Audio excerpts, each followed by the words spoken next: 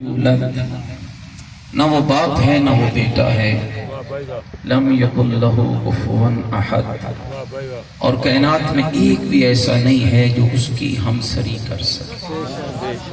چونکہ موضوعات بہت سارے ہیں اور اس قلیل وقت میں اب تو میرے قبلہ شرازی سے بھی آپ بیٹھے اور انہوں نے بھی یقیناً پڑھنا ہے، تو میں فقط شرک کے حوالے سے ہی دو چار باتیں آپ کی خدمت میں عرض کرنے کی سعادت حاصل کرتا ہوں۔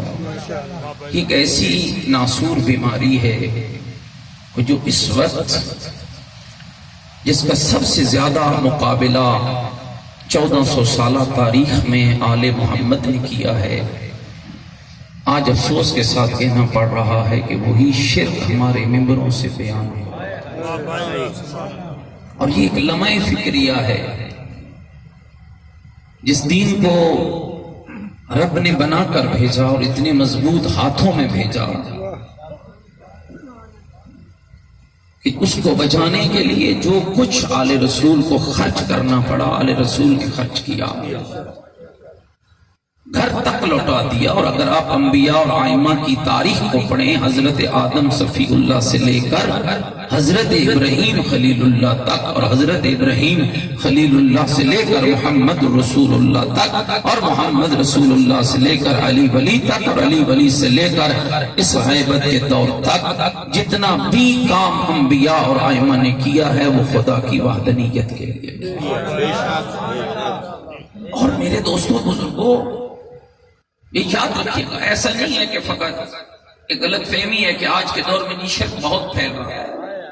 حضرت یہ جو تاریخ ہے، تاریخ شرک ہے، اور جہاں سے لوگوں نے مشرکانہ عقائد کو دین میں داخل کیا، اگر دنیا کی مختلف اقوام اور مذاہب کا بغور مطالعہ کیا جائے تو یہ بات روز روشن کی طرح واضح ہے کہ شرک کی ابتداء اور ترویج میں شخصیت پرستی اور افراط عقیدت کا بہت عمل دخل ہے، اور یہ بات بھی تاریخ کے اوراق سے واضح ہے کہ حضرت آدم اور حضرت نوح کے درمیانی زمانے میں ہی شرک کی ابتداء تب ہوئی تھی جب اس دور میں بہت سے خدا رسیدہ بزرگوں کے متعلق لوگوں نے غلط جذبات اور غلط جذبہ محبت اور افراط عقیدت کو داخل کیا، اور عرب کے وہ جو 5 مشہور بت ہیں جن کو قبلہ نے اپنی کتاب کے اندر بھی لکھا ہے، ودہ، سوا، یعوق، یغوث اور نصر، یہ حقیقت میں حضرت آدم اور حضرت نوح کے درمیانی زمانے میں خدا رسیدہ اور عبادت گزار لوگ تھے۔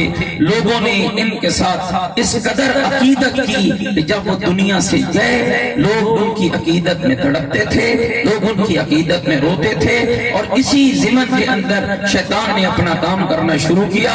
شیطان نے ان کی مورتیاں بنا کر ان کے حوالے کی، وہ ان مورتیوں کے ساتھ عقیدت رکھنے والے گئے، اور جب سردیوں کا وقت آیا انہوں نے انہی مورتیوں کو اٹھایا اور اپنے گھروں کے اندر لا کے رکھ دیا، اور پھر جب وہ چلے گئے اور نئی نسل آئی، چونکہ وہ نسل اپنے بزرگوں کو ان مورتیوں کے سامنے عقیدت و احترام محبت کے ساتھ بیٹھے دیکھا کرتی تھی، بس وہ عقیدت کرتے رہے، آنے والی نسل ان کی پرستش کرنا، اور نتیجہ کیا نکلا کہ لوگ خدا وحدہ لا شریک کی عبادت کو چھوڑ کر ان کی پرستش کرنے لگے، اور ان کی توقیر اور تعظیم اس قدر بڑھ گئی کہ جن کو تو اصل میں حقیقت حال کا علم ہی نہ تھا، اور ان کو پتہ ہی نہ تھا کہ یہ کیسے داخل ہوا۔ اور یاد رکھنا میرے دوستوں اور بزرگوں، جب رسول اکرم صلی اللہ علیہ وآلہ وسلم مبعوث میں رسالت ہوئے تو یہ عرب دنیا کا وہ بدبخت ترین زمانہ تھا کہ جس میں بت پرستی عروج کے اوپر تھی، حتیٰ کہ اللہ کا وہ گھر جس کو خدا نے بنی نوع انسان کی ہدایت کے لیے بنایا تھا، اور جس کی بنیادوں کو نبیوں نے تیار کیا تھا، اور وہ بیت اللہ جس سے لوگوں کو شان، جس سے توحید کا درس ملنا چاہیے تھا، وہ بیت اللہ بھی بتوں سے ڈھکا ہوا تھا، اور جس میں بڑے بڑے 360 بت تھے جو اس وقت مکہ مکرمہ کے اندر موجود تھے۔ اور میرے دوستوں اور بزرگوں، یہ یاد رکھنا، اس وقت لوگ برہنہ طواف بھی کرتے تھے، بتوں کی پوجا بھی کرتے تھے، لیکن پھر میرے پاک اللہ نے جب اس بت پرستی اور اس شرک کی غلیظ لعنت کو مٹانا چاہا تو عرب کے اس بد معاشرے کے اندر اس کو بھیجا جس کا نام خود محمد رکھا۔ پھر اس ہستی کو کھل کیا جس کی ساری زندگی اسی تگ و تو کے اندر لگی رہ گئی اور پوری زندگی پیغمبر خدا نے خدا وحدہ لا شریک اور اس خدا کی ذات کی خاطر ہی کام کیا ہے، چاہے اس کے لیے پتھر کھانا پڑے، چاہے اس کے لیے لوگوں نے کیا کیا تکلیفیں جو میرے آقا مصطفیٰ کو نہیں پہنچائی ہیں، اوجریاں تک پیغمبر پہ پھینک دی جاتی تھی، جادوگر تک کہتے تھے، ابھی آپ مولانا قبلہ سے سن رہے تھے۔ اور یہ بھی یاد رہے دوستو، وہ جو لوگ اس وقت بت پرست تھے نا، وہ ایسا نہیں تھا کہ ان بتوں کو خالی خدا سمجھتے تھے۔ قرآن مجید سورہ مبارکہ لقمان میں ارشاد ہوتا ہے وَلَئِن سَأَلْتَهُم مَّنْ خَلَقَ السَّمَاوَاتِ وَالْأَرْضَ لَيَقُولُنَّ اللَّهُ۔ جب ان بت پرستوں سے پوچھا جاتا کہ ذرا یہ بتاؤ زمین اور آسمان کو پیدا کرنے والا کون ہے، تو کہتے تھے کہ وہ اللہ ہے۔ تو پھر تم اس اللہ کی عبادت کیوں نہیں کرتے؟ یعبدون من دون اللہ، اللہ کے غیر کی عبادت کیوں کرتے ہو اور اس کی عبادت کرتے ہو ما لا یضرہم ولا ینفعہم، جو نہ تمہیں ضر دے سکتے ہیں نہ تمہیں نفع دے سکتے ہیں، نہ نقصان پہنچا سکتے ہیں نہ فائدہ دے سکتے ہیں۔ تو سنو گے وہ جواب میں کیا کہتے تھے؟ یقولون ہؤلاء شفعاؤنا عند اللہ، یہ بت ہمیں اللہ کے نزدیک کریں گے اور ہماری سفارش کریں گے، اپنے ہاتھوں سے فرش۔ اس قدر غلیظ زمانہ کہ برہنہ طواف بیت اللہ ہوتا، بتوں کی پوجا ہوتی، اور میرا خیال ہے اگر تھوڑا سا ہم غور کریں، میں جلدی ہی اپنی بات کو اپنے اس عنوان پہ لانا چاہتا ہوں، آج کیا ہو رہا ہے، آج کس قدر، اور آپ حیران ہوں گے دوستوں، یعنی آپ کے ہی منبر سے علی جل جلالہ کی جو بات ہو رہی ہے، کیا یہ اس زمانے کے بدوؤں کے کردار کی عکاسی نہیں کر رہی ہے؟ اور ان سے اگر کہا جائے کہ رب تو اللہ ہے تو کہتے ہیں بے شک اللہ رب ہے، لیکن علی بھی تو رب ہے اور علی بھی تو اللہ والے کام کر سکتا ہے۔ اور میں حیران ہو کر کہتا ہوں کتنا بدبخت ہے یہ مشرک جو علی کو وہ کہہ رہا ہے جو علی اپنے آپ کو نہیں کہہ رہا، اور کس قدر خبیث ہے یہ شخص۔ اور میرے بھائیوں دوستوں، میں ایک اور سادگی آپ لوگوں کی سادگی کو بیان کرتا ہوں، معذرت کے ساتھ محسوس نہ کرنا، سفید ریش چہرے بیٹھے ہوئے ہیں، کچھ عمل دخل ہمارا بھی ہے، ہم سن لیتے ہیں اور کہتے ہیں جی کیا کرے، بکنے والا بک گیا ہے۔ آپ پہلی بات تو یہ علماء بیٹھے ہیں، میں مرکز دینی میں پڑھ رہا ہوں، مراجع کے مرکز میں پڑھ رہا ہوں، میرے دوست اور بزرگوں چاہیے کیا شریعت مقدسہ کے اندر اور فقہ امام صادق کے اندر یہ قول اور فرمان موجود نہیں ہے کہ ایسی محفل میں جانا حرام ہے جہاں ضلالت اور گمراہی بکی جا رہی ہو، ایسے لوگوں کے پاس بیٹھنا بھی حرام ہے جن سے عقیدہ شرک کی بدبو پھیل رہی ہو، ایسے لوگوں کے ساتھ دینا بھی حرام ہے جو غلو اور اس طرح کے عقیدوں کو پرموٹ کر رہے ہو۔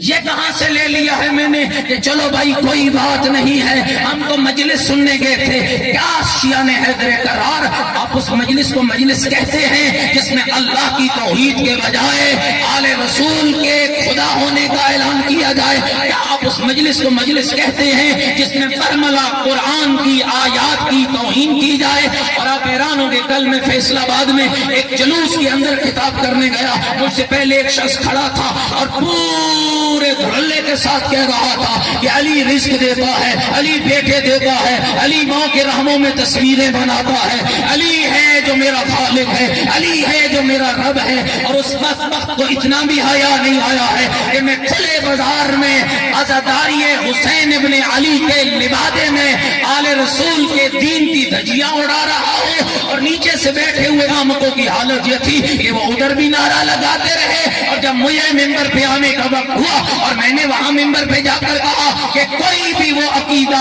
جو قرآن کے مخالف ہو، نہ وہ علی کا عقیدہ ہے نہ علی کے نبی کا عقیدہ۔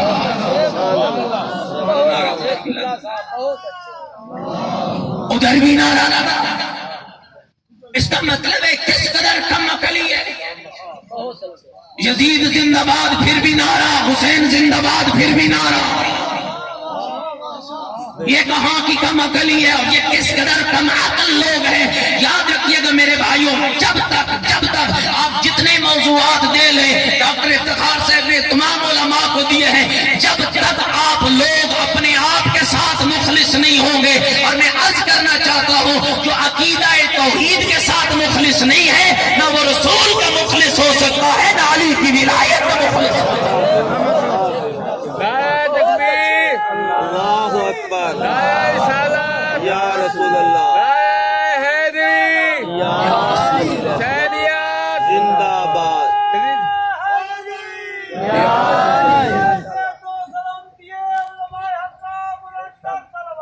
اللہم صلی علی محمد وآل محمد۔ متوجہ بیٹھے کون شخص کہتا ہے آج کیوں دشمن کو جرأت ہو رہی ہے؟ آج کیوں آپ کا دشمن پورے طاقت کے ساتھ آپ کے اوپر حملہ کرنے کے لیے تیار بیٹھا ہے؟ اور کیوں کہہ رہا ہے نکالو ان کے کلمے سے علی ولی اللہ؟ آپ نے جرأت دی ہے، آپ کے ممبروں نے جرأت دی ہے، آپ کے ممبر پہ آنے والوں نے جرأت دی ہے۔ اگر پہلے روز سے تو نے اپنی قوم کو سکھایا ہوتا کہ کلمہ توحید کیا ہے، کلمہ رسالت کیا ہے اور کلمہ ولایت کیا ہے، تو کبھی کسی نہنجار بدبخت یزیدی اور فاسق کو یہ جرأت نہ ہوتی کہ وہ آج تیری طرف آنکھ اٹھا کے دیکھا۔ پھر ہم بتانے لائق تھے جو کلمہ ہم پڑھتے ہیں یہ ہم نہیں اپنی مرضی سے نہیں پڑھتے، یہ وہ کلمہ ہے جو جنت کے دروازے پہ لکھا ہوا ہے، جس پر رب نے لکھا ہے لا الہ الا اللہ محمد الرسول اللہ علی ولی اللہ خلیفۃ رسول اللہ۔ یہ جنت کا کلمہ ہے، یہ شیعوں نے نہیں بنایا ہے، یہ رب نے بنایا ہے۔ اور یاد رکھنا میرے بھائیوں، وقت تھوڑا ہے اس لیے میں بہت تیزی سے گزر رہا ہوں۔ اس وقت دو قسم کے دشمن ہیں، علی کی ولایت کے دو قسم کے دشمن ہیں۔ ایک وہ دشمن ہے جو وجود ولایت علی کا منکر ہے، اور ایک وہ دشمن ہے جو علی ولی اللہ میں سے لفظ ولی چوری کر رہا ہے، اور لفظ ولی چوری کر کے علی اللہ کا نعرہ لگا رہا ہے۔ یاد رکھنا ان دونوں دشمنوں کا مقابلہ کرنا ہے، ان دونوں کے خلاف لڑنا ہے۔ اپنی نسلیں تیار کرو، اپنے ممبر تیار کرو، اپنی مجلسیں تیار کرو، اپنے امام برگاہ تیار کرو، اپنے جلسے تیار کرو، اور ان دونوں کو بتا دو نہ تو ہمارا ہے نہ تو ہمارا ہے۔ اس لیے کہ جو وجود ولایت علی کا منکر ہے، شیعت میں اسے ناصبی کہا جاتا ہے، اور جو علی ولی اللہ میں سے لفظ ولی چوری کر کے علی اللہ کہہ رہا ہے اس کو نصیری کہا جاتا ہے۔ علی نہ ناصبی کا کچھ لگتا ہے نہ نصیری کا کچھ لگتا ہے۔ علی کل بھی مومن کا مولا تھا، علی آج بھی مومن کا مولا۔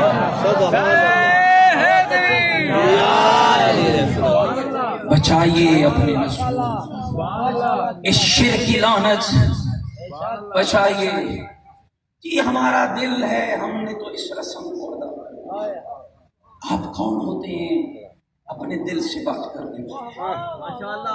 شیعت تیرے دل کا نام نہیں، اللہ کے قرآن اور 14 کے فرمان کا نام۔ آئیے میں 2-3 فرمان آپ کو سناتا ہوں، تھک تو نہیں گیا میرے؟ ابن مسکان حضرت امام جعفر صادق علیہ السلام روایت کرتے، بچائیے ان محفلوں سے، اور یہ سب سے بڑی قباحت ہے۔ میں بہت سے چہروں کو جانتا ہوں، یہاں آپ نہ بیٹھے ہوں گے، وہ ویسے میں کھلی بات کر رہا ہوں، جو ہر محفل کی زینت بن جاتے ہیں۔ ادھر کی ہوا چلی ادھر گر گئے، ادھر کی ہوا چلی ادھر گر گئے۔ وہ جی کوئی گل نہیں جناب، اسی تے مجلس سنن گئے تھے۔ جس میں شرک پکا جا رہا ہو وہ مجلس ہوتی ہی نہیں ہے، جس میں کفر اور قرآن کی مخالفت ہو وہ مجلس نہیں ہوتی ہے۔ یاد رکھنا میرے بھائی، قرآن کے مقابلے میں کوئی ایسی حدیث نہ سننا جس سے قرآن کی آیات کی شریعت نفی ہو۔ جیسا کہ آج کل آپ کے میوروں پہ خطبۃ البیان ہو رہا ہے، خطبۃ البیان کا بیان یہ مخالفت قرآن بھی ہے اور مخالفت ائمہ بھی ہے، اور آپ تحقیق کریں جا کر یہ کسی شیعہ عالم نے اس خطبے کو اپنی کتاب میں کہیں بھی نہیں لکھا، اس لیے کہ ممکن ہی نہیں ہے اس کا بیان ہونا کسی شیعہ مذہب کے ذمہ دار کی زبان سے، اس لیے کہ جہاں شرک موجود ہے وہاں اہل بیت کا نور نہیں ہو سکتا۔ 83 جملوں پہ مشتمل ہے یہ خطبہ، صریحاً قرآن کی آیات کے مخالف ہے۔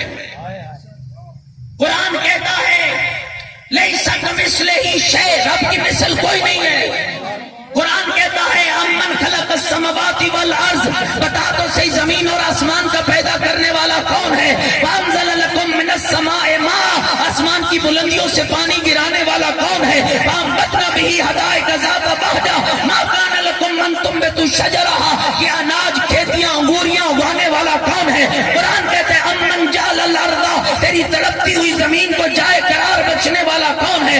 قرآن کہتا ہے امن یجیب المضطر اذا دعاہ ویکشف السوء، جب تو مضطر و مجبور و لاچار ہوتا ہے تیری مجبوری کو دور کرنے والا کون ہے؟ قرآن کہتا ہے امن یہدیکم فی ظلمات البر والبحر، سمندر اور خشکیوں کی تاریکیوں میں تجھے راہ دکھانے والا کون ہے؟ قرآن کہتا ہے امن ھذا الذی یرزقکم ان امسک رزقہ بل لجوا فی عتو منفور، بتا اگر تیرا رب تیرا رزق بند کر دے تو اس کے بند کرنے کے بعد تجھے رزق دینے والا کون ہے؟ تو جب سب کا جواب ہے رزق دینے والا بھی اللہ ہے، اولاد دینے والا بھی اللہ ہے، پانی برسانے والا بھی اللہ ہے، اناج دینے والا بھی اللہ ہے۔ وَإِذَا مَرِضْتُ وَهُوَ يَشْفِينِ، جب میں بیمار ہوتا ہوں وہ شفا دیتا ہے، تو پھر کیوں نہیں روکتا اس مشرک کو کہ جو تیرے منبر پہ کھڑے ہو کر کہہ رہا ہے رزق بھی علی دیتا ہے، بیٹے بھی علی دیتا ہے، ہوائیں بھی علی چلاتا ہے۔ اس بدبخت کو سمجھانا جو کلام تو پڑھ رہا ہے کہ وہ بد کلام ہے جس پہ قرآن بھی لعنت کرتا ہے، علی بھی لعنت کرتا ہے۔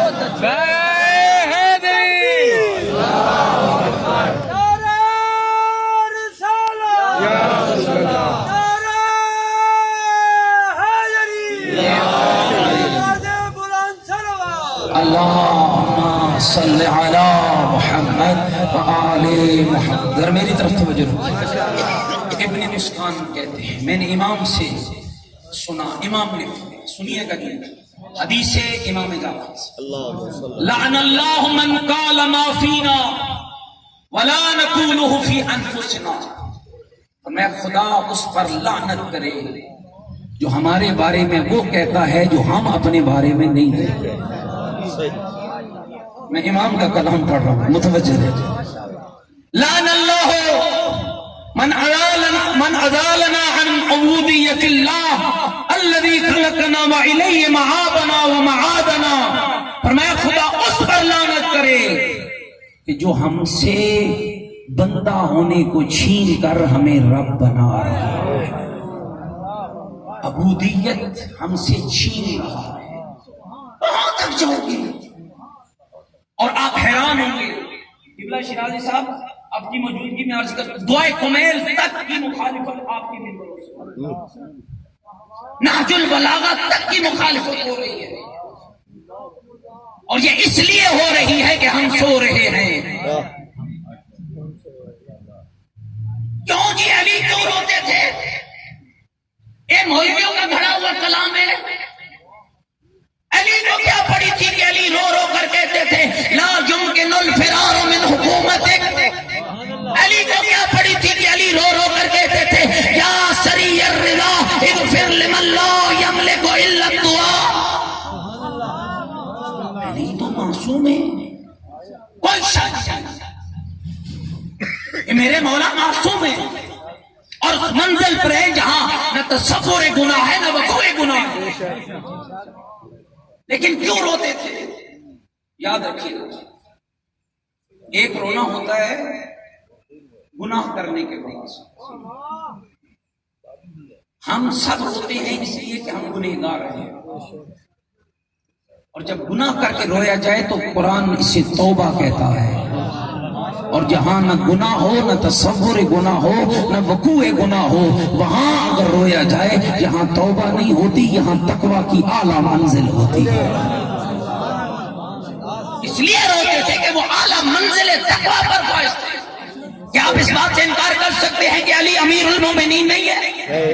کیا آپ اس بات کے منکر ہو سکتے ہیں کہ علی امام المتقین نہیں ہے؟ بولیے، کیا مولا متقیوں کے امام نہیں ہے؟ تو اس لیے روتے تھے۔ اور یاد رکھنا میرے دوستو، یہی اسی نازک انداز میں تمہارے ذہنوں سے اور تمہاری آنے والی نسلوں سے اس بات کو نکالا جا رہا ہے، چھوڑو جی دعائے کمیل کو، آج تیرے گھروں میں، تیری مسجدوں میں یہ پیغام اہل بیت، یہ کلام علی حیدر کرار پہنچایا جاتا، تیرے بچے پڑھتے، تیرے گھر والے پڑھتے، مائیں بہنیں بیٹیاں پڑھتی، مومن پڑھتے، پیشنواز پڑھتا. اور میں پیشنوازوں کی خدمت میں بھی کہوں گا، آر محسوس کرتے ہیں کون ہر شب جمعہ دعائے کمیل پڑھے؟ نہیں پڑھو گے تو گالی گھس جائیں گے، مسیحی تمہارے گھروں تک آ جائیں گے. اگر چاہتا ہے کہ اپنی آخرت بھی بچا، اپنی نسل بھی بچا، اپنی قوم بھی بچا، تو پھر معصوم کا کلام گھر میں لا. جب تک معصوم کا کلام آپ گھر میں نہیں لائیں گے، اس وقت تک اس شرک جیسی لعنت سے بچنا ممکن نہیں ہے. ایک روایت اور، گھبرا تو نہیں کہ میری بات؟ ابو بصیر جلیل القدر صاحب کہتے ہیں میں امام صادق کی خدمت میں پہنچا، امام علیہ السلام نے مجھے کہا، توجہ رکھنا، کیا فرمایا؟ ابا محمد ممن زعم انا ارباب، ابا محمد جو یہ گمان رکھتا ہے کہ ہم رب ہیں، میں جعفر صادق اس سے براءت کا اظہار کرتا ہوں. اور صحابی نے کیا کہا؟ کل تو براءت منہ، مولا میں بھی اس بدبخت سے براءت کا اظہار کرتا ہوں. کتاب عیون اخبار الرضا میں لکھا ہے، ایک مرتبہ مامون عباسی امام علی رضا علیہ السلام کی خدمت میں حاضر ہوا، عرض کی فرزند رسول مجھے اطلاع ملی ہے کہ کچھ لوگ آپ حضرات اور آپ کے اجداد کے بارے میں حد سے بڑھ رہے ہیں. امام علی رضا علیہ السلام کی روایت غور کرنا، امام نے اپنے آباء و اجداد کی سند کے سلسلے سے فرمایا، میں نے امیر المومنین اپنے دادا سے، یعنی پورے سلسلہ سند کے ساتھ، میرے دادا علی نے فرمایا، اور انہوں نے رسول خدا سے سنا. اور کیا سنا؟ فرمایا لا ترفعونی فوق حقی، ہمیں ہمارے حق سے آگے نہ بڑھانا، ہمیں ہماری حد سے نہ بڑھانا. کیا نہج البلاغہ میں مولا علی کا یہ قول نہیں ہے؟ دو گروہ علی کی وجہ سے ہلاک ہوں گے، ایک حد سے گھٹانے والا، ایک حد سے بڑھانے والا. اور ایک عجب آخری بات کہہ رہا ہوں، ایک عجب نظریہ ڈیولپ ہو رہا ہے کہ جی مولوی کو کیا پتا کہ علی کی حد کیا ہے. ہمیں اور تو نہیں پتا کہ علی کی حد کیا ہے، لیکن اتنا ضرور پتا ہے کہ علی رب نہیں ہے، علی رب کا بندہ ہے. ہمیں زیادہ حدوں کا نہ پتا ہو، ہمیں کلام علی سے اتنا ضرور پتا چلا ہے، علی خالق نہیں ہے، علی رب نہیں ہے، علی رازق نہیں ہے. اگر علی رب ہوتا تو یہ نہ فرما رہے ہوتے کفا بی عزن ان اکون لک عبدا، کفا بی فخرن ان تکون علی ربا. میرے اللہ، میری عزت یہ ہے کہ میں تیرا بندہ ہوں، میرا فخر یہ ہے کہ تو میرا رب ہے. خدا کے لیے اپنی نسلوں کو بچاؤ، اپنے آنے والے نوجوانوں کو اس فتنے سے آگاہ کرو. اور پتہ ہے اس شرک کا سب سے بڑا نقصان کیا ہوگا؟ کہ تم امام زمانہ سے دور ہوتے جاؤ. سب سے بڑا نقصان ہوگا. دعا پڑھ رہا ہے اللہم کل ولیک الحجت ابن الحسن، اور کر رہا ہے شرک. کیسے معرفت امام نہیں آ رہے؟ کیسے آئیں گے؟ جن ممبروں سے معرفت امام کا بیان ہونا چاہیے تھا وہاں تو شرک پکا جا رہا. اور معذرت کے ساتھ ایک جملہ میں کہنے لگا، جب تک آپ لوگ اپنا فرض ادا نہیں کریں، یہ خالی علماء کی ذمہ داری نہیں، آپ کی بھی ذمہ داری. کم سے کم فرض یہ ہے، کم سے کم، یہ شریعت کا مسئلہ ہے، فقہ امام صادق کا مسئلہ ہے. ایسی کتاب جو گمراہ کرے اسے جلا ڈالو،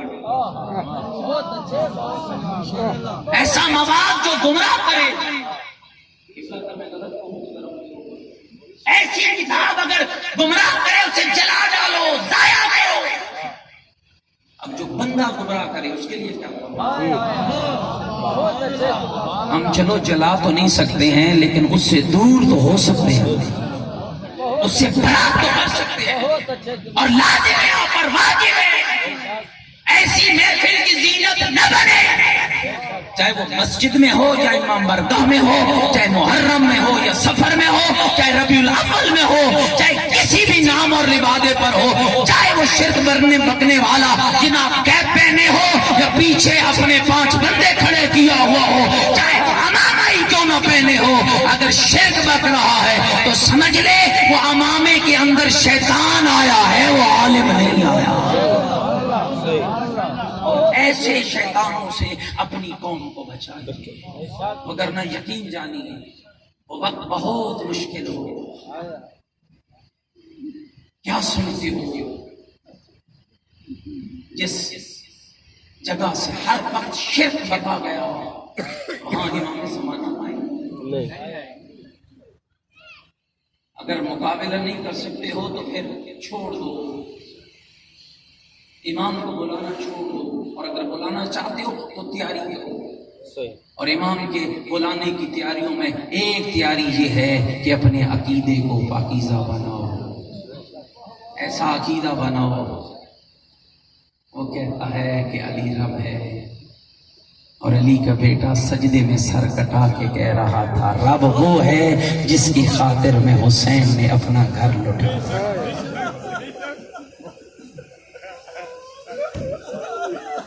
یہ کہتا ہے علی اللہ ہے، اور علی کا بیٹا میدان کربلا میں اکبر کا لاشا اٹھا کر، عباس کے بازو اٹھا کر، اونو محمد کی قربانیاں دے کر لاشوں کے درمیان کھڑے کہہ رہا تھا میرے اللہ تو راضی ہو جا، ساری کائنات ناراض ہو جائے حسین کے لیے سودا بڑا اچھا ہے، اور میرے اللہ جس سے تو ناراض ہو جائے ساری کائنات راضی ہو جائے اس کے لیے سودا بڑا برا ہے۔ اور میرے بھائیوں اور دوستوں، اگر اللہ کی ربوبیت کی بات نہ ہوتی اور اس کی وحدانیت کی بات نہ ہوتی اور اس کے دین کی بقا کی بات نہ ہوتی تو حسین کیوں کہہ رہے ہوتے اور میرے اللہ میں سب کچھ تیری رضا کے لیے کر رہا ہوں۔ سر سجدے میں تھا تو ذکر کیا تھا؟ رضاً بقضا ہے تسلیما لامرے، میرے اللہ میری وہی رضا ہے جو تیری رضا ہے، میری وہی مرضی ہے جو تیری مرضی ہے۔ اور مجھے ایمان سے بتاؤ دین پہ، اور وہ بھی آل بیت کے دین پہ سیاست کرتا ہے، اور خدا کے لیے خوف خدا کر، اس دین پہ تیرا کچھ نہیں لگا ہے اور علی کی بیٹی کا کچھ نہیں بچا ہے۔ اور میدان جانا بھیا کا، اور بازار جانا بہن کا، اور کوئی آسان تھا، اور اس دین کی بقا کی خاطر اور بیٹوں کا ذبح کرانا آسان تھا، اور بہنوں کی چادروں کا لٹانا آسان تھا۔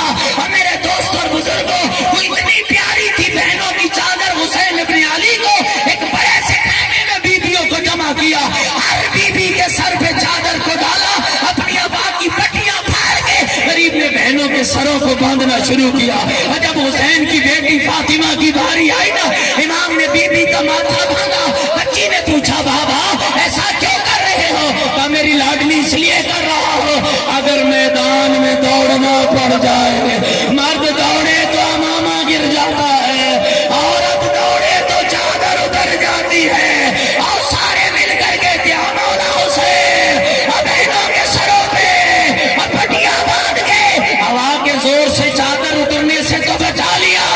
اللہ جانے اس وقت تیرا کیا حال ہوا ہوگا جب شمر کا نیلوا بلند ہوگا، آواز آئی ہوگی لوٹو تبرکات علی و مطول کو قیدی بنا کے لے چلو اولاد رسول کو۔ اللہ